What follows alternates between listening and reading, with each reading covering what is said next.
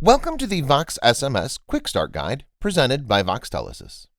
This video is part 3 in a series of videos on VoxSMS. In this video, we'll be presenting the contact list feature in the VoxSMS web application. From the VoxSMS dashboard, click on Contacts. This will drop down two different options, Contacts and Lists. Select Lists from the drop-down menu. The contact list feature is used for the group SMS messages we'll demonstrate in future videos. Select New List from the top right corner of the screen. Enter your desired list name, then click on Add List. Click on your newly created list. Select Add Contacts on the top right to add your desired contacts. If you do not have any contacts configured, check out our previous video.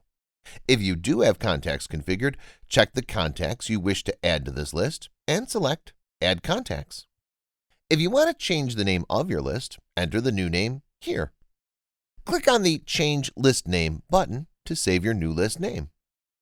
If you wish to delete a contact or contacts from a list, check the contacts you wish to delete and click on the trash can icon.